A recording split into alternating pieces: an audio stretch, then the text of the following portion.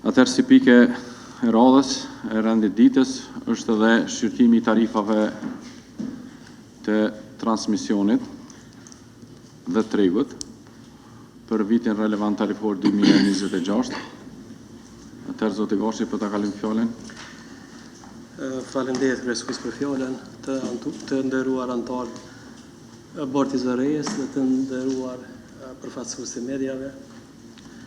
Po fillojmë me pikën e parë të rendit ditës, shqyrtimi I propozimit për aprovimin e tarifa për shfrytëzimin e rrjetit të transmetimit dhe tregut. Kostin, cilësinë e operatorit sistemit transmetimit dhe tregut të energjisë elektrike në Kosovë ka aplikuar për tarifat për shfrytëzimin e rrjetit të transmetimit dhe tregut, si dhe tarifën për fondin e burimeve të ripërtërishme të energjisë në përputhje me kornizën rregullatore në fuqi. Tarifat për shfrytëzimin e sistemit dhe tregut mbulojnë kostot totale të operimit, mirëmbajtjes, investimeve dhe zhvillimit të sistemit të transmetimit në përputhje me vendimin e Bordit të Zërejës për tyrat e lejuara maksimale në vlerë prej 76.484.000 euro për vitin relevant tarifor 2026.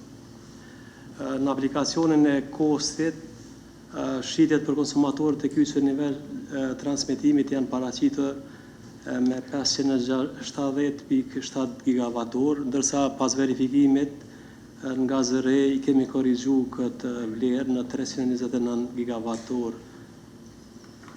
Ky ndryshim ka ndikuar në drejt për drejtë në llogaritjen e tarifa për operatorin e sistemit dhe operatorin e tregut. Tyrat e lejuara maksimale mblidhen përmes dhe u ngarkuan tarifave gjeneratorëve për përdorim të rrjetit nivel transmetimit dhe shpërndarjes, u ngarkuan furnizuesve për energjinë e furnizuar përmes rrjetit transmetimit, pra konsumator për fundor ngarkuan në mënyrë indirekte përmes tarifave të energjisë të aplikuara nga furnizuesit. Duhet sqaruar se kostat e fundit për burimet e ripërtërishme të energjisë mbulohen kryesisht përmes furnizuesve që blenë këtë energji, si edhe përmes tarifave të fundit nivel transmetimit. Për vitin 2026, çmimi referent është rritur në pjesën e furnizuesve, ndërsa tarifa e fundit është zvogëluar edhe si rezultat I përshtatjeve të kostave të realizuara në vitin 2025. Të cilat kanë qenë më të ulta për shkak të prodhimit më të ulët nga burimet e ripërtërishme të energjisë. Andaj si rrjedhoj, këto dallime janë reflektuar në kostat dhe tarifat e fundit për vitin 2026, duke rezultuar në ulje të tarifës për fundin e bërejve. I propozojmë Bordit të Zërejës që me shqyrtu aprovimin për tarifat për shfrytëzimin e rrjetit transmetimit, tregut, sipas propozimit nga Departamenti për tarifa dhe çmime. Nëse keni komente apo plotësime, jemi në dispozicion si departament.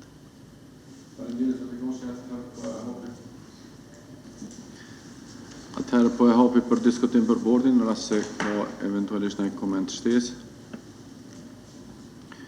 Atëherë nëse s'ka, po e hedhim votim tarifat për shfrytëzimin e rrjetit të transmisionit dhe tregut sipas tabelës që është propozuar edhe në dosjen e cilat është dërguar nga Departamenti I Tarifave dhe Çmimeve. Kush është për? Atëherë konstatoj që me 5 vota për aprovohen tarifat e shfrytëzimit të rrjetit për OST-OT-n, duke përfshirë edhe tarifën e fondit për burimet e ripërtërishme, siç është prezantuar edhe këto, meqense është pjesë e kalkulimit, mirë po do të jetë edhe si pikë veçantë në kuadër të vendimit të Bordit të Zërejës. Atëherë po vazhdoj me pikën e radhës që ka të bëjë me shqyrtimin e tarifave për shfrytëzimin e rrjetit të OSSH-s. Zoti Gashi. Po I kaloj fjalën Adlinës.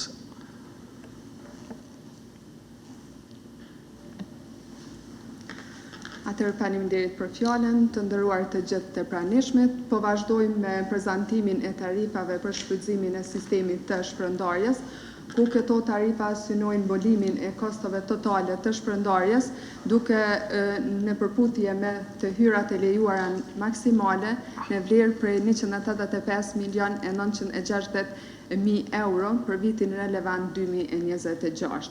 Në kërkesën e saj, KEC ka propozuar mbajtjen e tarifave aktuale duke u bazuar në një nivel të shitjeve prej 5.581 gigawatt për orë.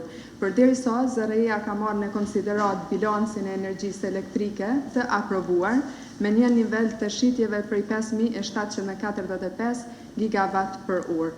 Andaj, si rezultati i kësaj diference, tarifa mesatare ka pësuar një rënje rreth 2.7%.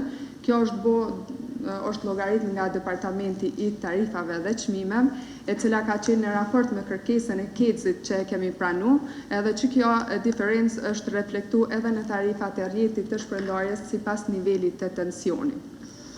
Tarifat janë strukturuar në mënyrë që të reflektojnë volumin e konsumit të energjisë dhe një shpërndarje të drejtë të kostove ndërmjet kategorive të konsumatorëve, respektivisht nivelit të tensionit. Tarifat janë të strukturuar sipas nivelit të tensionit, ku në nivelin 35 kV përfshihen konsumatorët industrial, në nivelin 10 kV përfshihen bizneset dhe institucionet, ndërsa në nivelin 0.4 kV përfshihen konsumatorët shtëpiak dhe bizneset e vogla. Andaj i propozojmë bordit të ZRE-s që të shqyrtoj për aprovim tarifat për shfrytëzimin e sistemit të shpërndarjes për vitin relevant tarifor 2026, të paraqitura nga Departamenti i Tarifave dhe Çmimeve. Nëse veç keni komente apo plotësime shtesë, atëherë ne si departament jemi në dispozicion me u përgjigj. Fjala për ju. Faleminderit, Dunja Lokaj. Atëherë po japi për diskutim për bordin. Në rast se s'ka, atëherë po konsideroj me qenë se s'kem komente shtesë, unë po e ritheksoj edhe një herë, me të drejtë ndoshta është bërë korrigjimi nga ana e departamentit që sasia e energjisë që do të shitet të merret sipas planifikimeve që kanë qenë edhe në raport konsultativ, po të njëjtën kohë edhe me reflektu të hyrat cilat janë aprovuar në mbledhjen e kaluar të bordit ZRE-s, ka qenë e nevojshme edhe korrigjimi siç është prezantuar edhe në këtë mbledhje. Atëherë po e hedhim votim, kush është për? Atëherë konstatoj që me 5 vota për, asnjë kundër, aprovohen tarifat e shfrytëzimit të rrjetit për vitin relevant tarifor 2026. Po vazhdojmë me shqyrtimin e tarifave me pakicë për furnizuesin me obligim të shërbimit universal, këtë rast Keskon. Furnizuesi shërbimit universal ka aplikuar për tarifa në përputhje me metodologjinë dhe strukturimin e tarifave me pakicë, dhe rregullën për përcaktimin e hyrave të furnizuesit me shërbim universal, bazuar edhe në vendimin e fundit për të hyrat e lejuara maksimale për furnizuesin e shërbimit universal. Në këtë kuadër, në kuadër të aplikacionit për tarifa, furnizuesi me shërbim universal ka propozuar me ndryshu strukturën tarifore, përkatësisht me eliminu diferencimin ditë-natë dhe blok tarifen me hek, me apliku një tarif të unifikuar flat. Ne si ZRE vlerësojmë pse ky ndryshim kërkon proces të veçantë dhe konsultim publik për të cilën nuk ka pasur kërkesë nga furnizuesi i shërbimit universal. Andaj ZRE nuk mendon që duhet ky propozim mu miratu dhe mendojmë që duhet mbajtur pa ndryshuar strukturën ekzistuese tarifore dhe nivelin e tarifave. Pra të ketë zero ndryshim. Struktura tarifa bazohet në parimet që mi reflektu kostat reale të furnizimit, blerjet e energjisë nga gjenerimi vendor dhe importet, nxit konsumin efikas përmes tarifa me bloqe dhe tarifave ditë-natë, bën diferencimin sipas niveleve të tensionit 35, 10 dhe 0.4 kV, pra duke siguruar shpërndarje të drejtë kostave ndërmjet kategorive të konsumatorëve.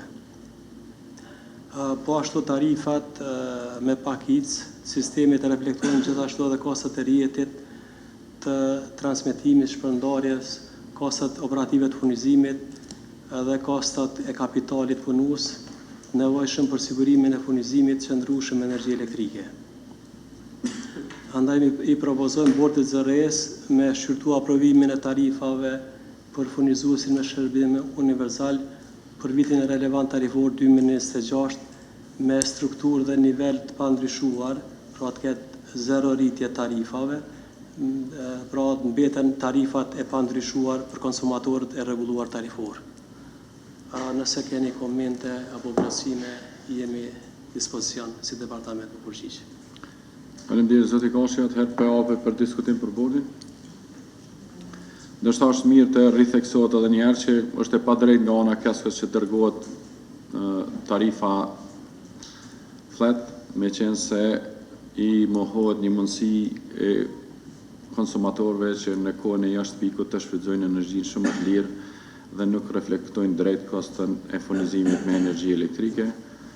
Prandaj konsideroj që me të drejtë departamenti tarifave nuk e pa marrë para bazë ose parasysh kërkesën e Keskës që të kemi tarif të njëtrajshme ose mos të kemi tarif ditë natë dhe bloqet, me qenë se realisht tarifa me bloqe dhe tarifa ditë natë mundohet që të përcjell edhe kostën e furnizimit në mënyrë që konsumatorët të paguajnë më drejt kostën e furnizimit me energji elektrike.